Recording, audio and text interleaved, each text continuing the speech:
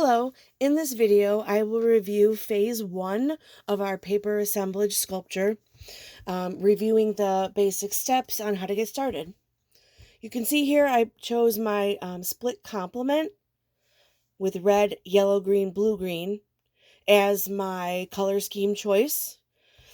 And I came in with some paint and gel pens, colored pencils, crayons in order to develop my colors. That's really the first step you want to accomplish.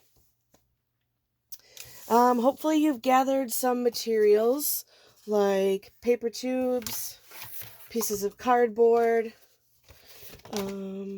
Here's boxes from food, which I've cut a circle out of. Magazine pages. And then you have items like these paper straws and foam core in your kit.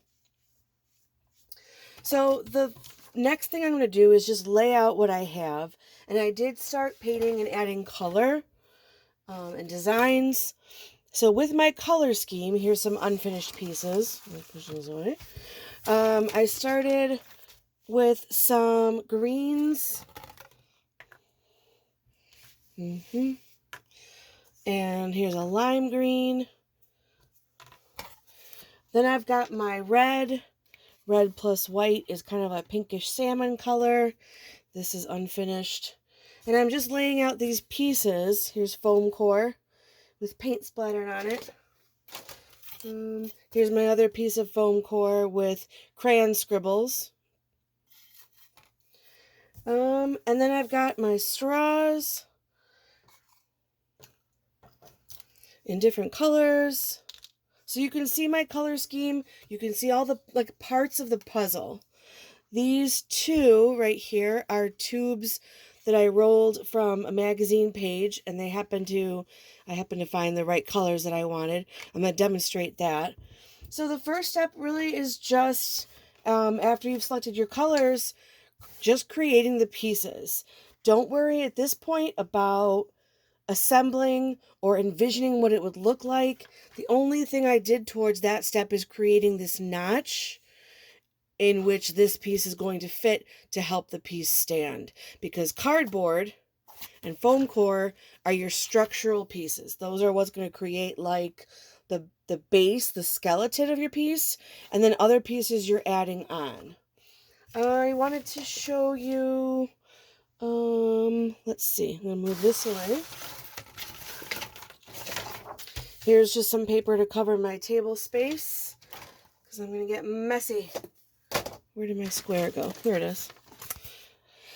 Okay, so I have my square. I decided, because I want repetition, everyone wants repetition in their piece, I have these little bits of red, and I have some green. I decided to go with red again on this shape. So an important aspect to remember of this is to repeat things, repeating shapes, repeating colors. That's what's going to give your piece unity, so that you have just enough of a range of colors. Making a mess.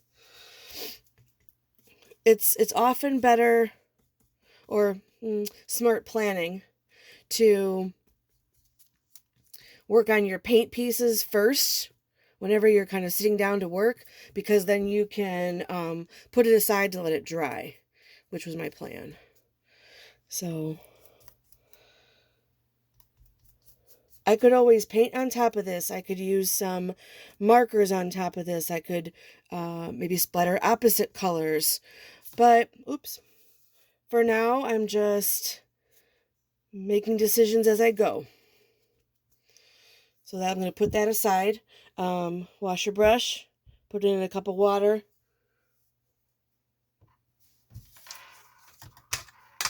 Okay, next I want to show you, I'm going to move this, I'm going to go set this aside in a safe place. No kids, no pets. Glue. You have a small container of glue. I put the word glue on it on a label. You've got a brush, and I decided to cut this page from a magazine. It was like a fashion magazine, but it had this nice kind of corally pink color that I want. So I cut a rectangle out of it, and I have a pencil. So what I'm going to do is I'm going to make a tube like this, right? I highly recommend this. It's easy to do. You have the resources. You could also, instead of using magazine paper, you could use printer paper that you design on first. That would be really cool. Perhaps even notebook paper or an ad that you get from groceries in the mail, an old book or map, or pages out of a book that you can rip apart. So this has many possibilities in terms of what you use. I'm just happened to use a magazine piece because it matched what I was doing. So my brush is here. Let me think. First, I'm going to wind it up a little bit.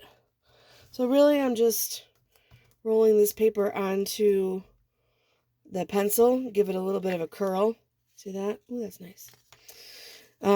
Don't glue don't glue the paper to your pencil. I'm going to put some out here.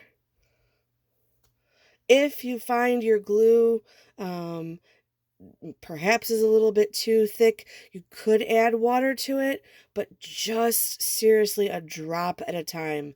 Please please be conservative with your water that you're adding to it. Don't flood it, because if it gets too thin, then it won't do its job. All right. So I'm rolling away from myself. Rolling. There we go. Oops, some leaked out. You may have too much, like I am, and wiping it off. You may not have enough, and your edge is kind of peeking up a little bit, so might be a little trial by error. And if you did it right, the pencil should just wiggle out. And now I got this tube. All right. The next thing I wanted to show you was my foam core piece. I did that side. This is my structural piece. And crayon, scribbly, circular. I'm going with like circular shapes, keeping it loose. The other side though had this weird like rip, and I didn't know whether I should go with it or cover it. I decided to cover it. So I took my Bristol board and I traced it on top. You can see my pencil lines there. And I used a cup and a mug, and a bowl, sorry, to create these circular patterns. And I'm going to finish cutting it out, because it's easier to, like, I went outside the lines. Doesn't matter because you're cutting it. So it's always, I think, a good idea to design your surface while it's flat, and then you can always go and cut it out after that. All right. Scrap could be used for something else. Remember, this is Bristol board. It's very flexible. It takes the glue well. It takes all kinds of media well. And it's thick like an index card, if you want to compare it to something. All right. So I want to glue this onto here. Okay.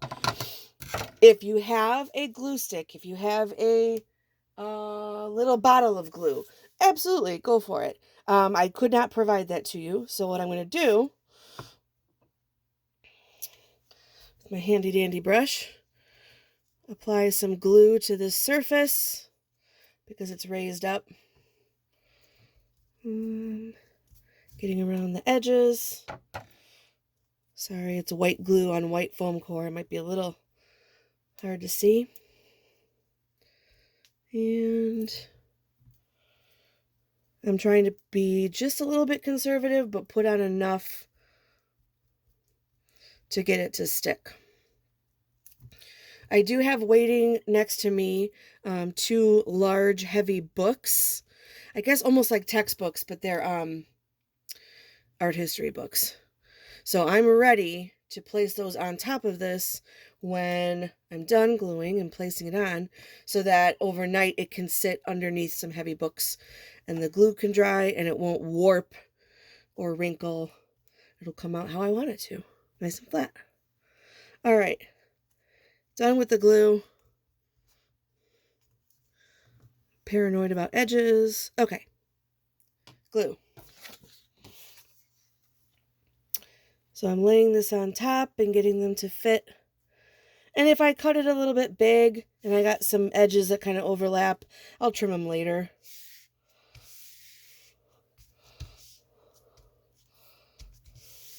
So that's a way to do, although I did give you good scraps of foam core. You probably wouldn't have to go to this extent. But you could I could have put this on here, like magazine paper. I could have written words all over this. I think I showed you an example like that.